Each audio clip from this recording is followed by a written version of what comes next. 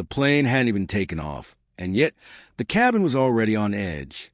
A teenager sat silently in seat 17B. His hands shook.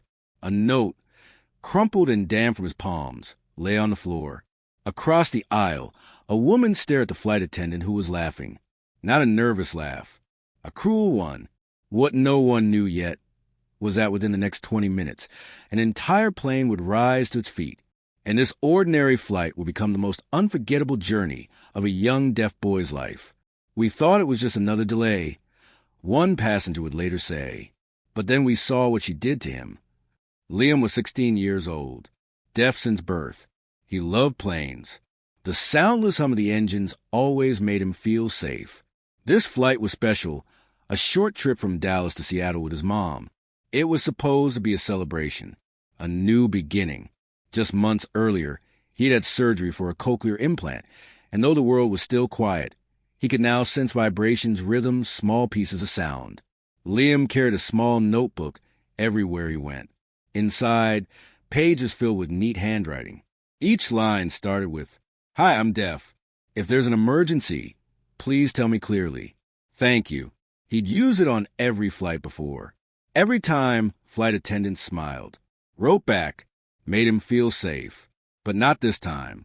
When Liam boarded, the crew greeted passengers as usual, except for one, a young attendant named Carla. As Liam held out his notebook, Carla leaned in and then tilted her head back with a short, sharp laugh. She mimicked hand movements, nonsense signing, in front of the boy. Passengers nearby noticed. A woman in row 16 tightened her grip on her handbag. A man in 14C took off his headphones. Liam's mom signed softly. "It's okay." Maybe she didn't mean it.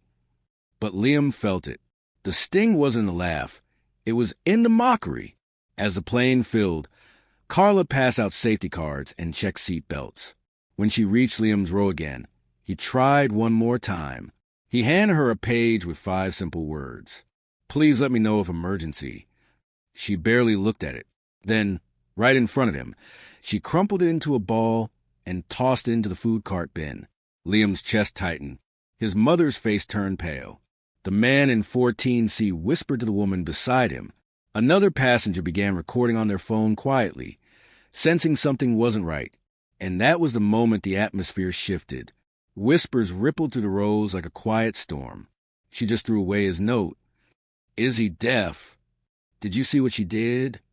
The tension grew heavy, not loud, but thick, like fog before a thunderstorm.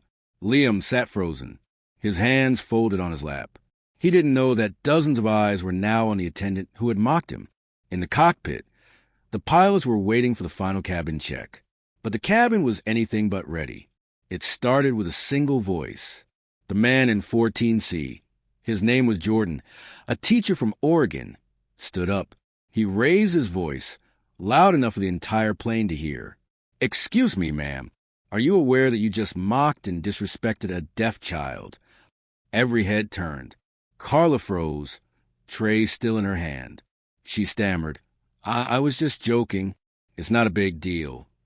Jordan's face hardened. "To you, maybe not. But to him, it's everything." The cabin went silent. Even the hum of the ventilation seemed to fade. A woman in 15A stood up next. "I saw it too," she said. She threw away his note. Then a man in the back row spoke. "I recorded everything. If the airline doesn't act, the world will." More and more passengers rose, one by one, like a wave. The older woman near the front, a retired flight attendant, walked calmly to the front of the cabin. She demanded to speak with the purser. That boy is someone's child, and this crew member just mocked his disability. Either she goes or none of us fly. Passengers murmured in agreement.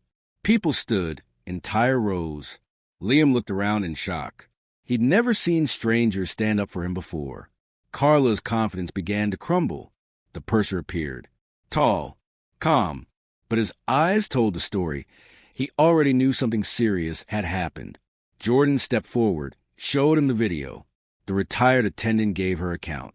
Passengers surrounded Liam, forming a quiet shield around him and his mom. The purser nodded once. Then he turned to Carla. "Step off the aircraft." She tried to protest. I didn't do anything. But no one believed her anymore. As she was escorted out, the entire plane applauded.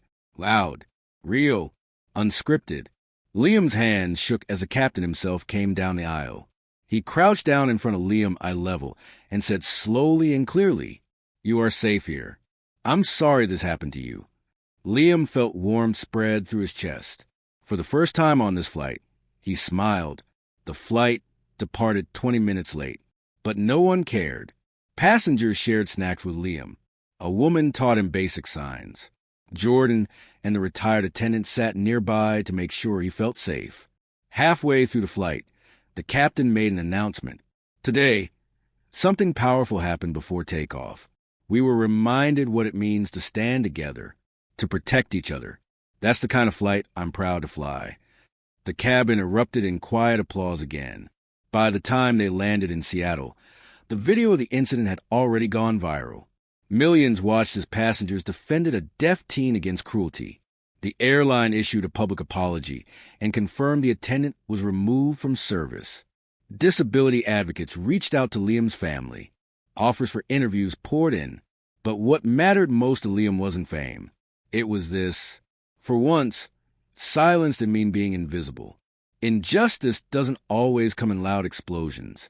Sometimes it comes in the quiet, in laughter that cuts, in gestures that belittle. But courage doesn't always need a badge. Sometimes it looks like a man in 14C standing up and saying, "Enough." And sometimes that's all it takes for the whole world to stand up with him.